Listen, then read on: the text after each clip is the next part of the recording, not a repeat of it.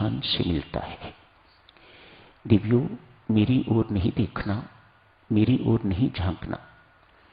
आप मेरी औकात को बहुत अच्छी तरह से जानते हो। मेरे पास ऐसा कुछ नहीं है जो मैं आपको दे सकूं।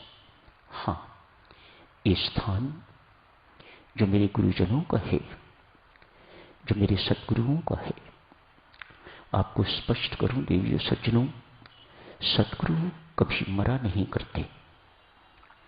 उनकी अविनाशी चेतना उनकी तपस्थली पर सदैव व्याप्त रहती है।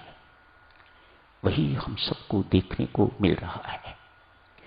जो कोई भी स्थान पर आता है वह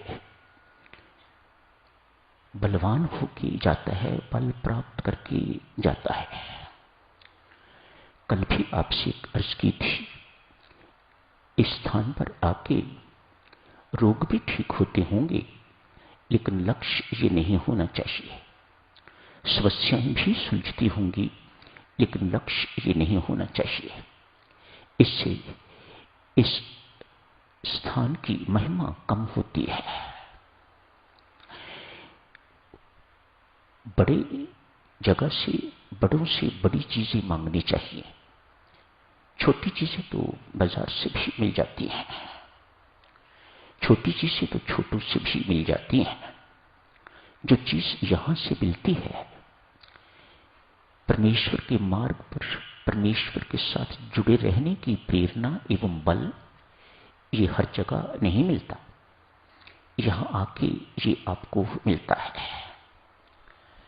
आपको बल मिलता है, प्रचुर बल मिलता है यहां पर आके समस्याओं का सामना करने के लिए।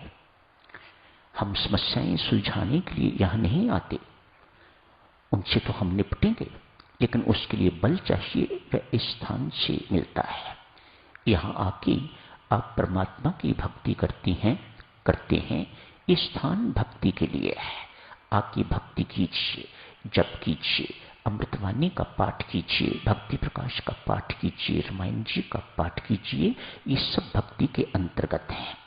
इस भक्ति से आपको बहुत बल मिलता है। आप प्रत्येक समस्या का सामना करने योग्य हो जाती हैं, सक्षम हो जाते हैं। आप रोगों के लिए भी परमेश्वर की कृपा प्राप्त होती है। दवाई तो आप डॉक्टर से लेते हैं, ये अस्पताल नहीं है, ये श्री राम शरणम है। दवाइयां तो अस्पताल से मिलती हैं, इलाज तो अस्पतालों में होता है। यहां परमात्मा की कृपा मिलती है ताकि वह दवाइयां, वह इलाज आपको ठीक कर सके। यदि दवाइयां ही ठीक कर सकती होती, डॉक्टर ही ठीक कर सकते होते, तो कोई मरता ना। ये उनके बस की बात नहीं है। परमेश्वर की कृपा होती है तो दवाई लेने से तत्काल आराम मिलता है। यदि कृपा नहीं होती, अभी कर्मों का कोई हिसाब किताब, प्रारब्ध का कोई हिसाब किताब बाकी है, तो कोई दवाई, कोई डॉक्टर, जहां मर्जी घूम लीजिएगा, कोई फर्क नहीं पड़ता। तो साथियों, इसी चर्चा को और आगे बढ़ाते हैं। यहां आते हैं, आप जाप करते हैं। आज अंतिम अहम भावना की समाप्ति होती है। आज जिस अहम की बात की है स्वामी जी महाराज ने, ये वह अहम नहीं। साधक, अब आप छोटे मोटे साधक नहीं हो, अब बहुत उच्च हो। इन चीजों को हमें बहुत गहराई से समझना है। जैसे कल आपसे अर्ज की थी, यदि आप भक्ति करना चाहते हो, यदि आप भक्ति की प्राप्ति करना चाहते हो, तो आपको जगह जगह भटकने की जरूरत नहीं। हाँ, महत्वाकांक्षा है, कुछ आप बनना चाहते हैं, कुछ आप औरों को दिखाना चाहते हैं, कुछ भक्ति के अतिरिक्त प्राप्त करना चाहते हैं, तो फिर बेटा आपको यहां जाने की जरूरत, वहां जाने की जरूरत, वहां जाने की जरूरत, वहां जाने की जरूरत। भक्ति प्राप्ति के लिए आपको कहीं जाने की जरूरत नहीं है।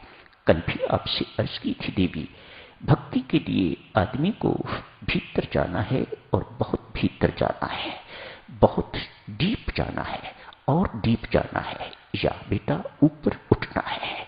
भक्ति के लिए आपको कहीं भी भटकने की आवश्यकता नहीं। जो आपको अंतर्मुखी, इसी को कहा जाता है अंतर्मुखी होना। देखो, परमेश्वर के खेल देखिए, माया के खेल देखिए, प्रकृति के खेल देखिए। हमारी सभी की सभी इंद्रियां बहिर्मुखी हैं। इस सबके द्वार बाहर खुलते हैं, ये बाहर खुलती है, ये बाहर खुलती है, ये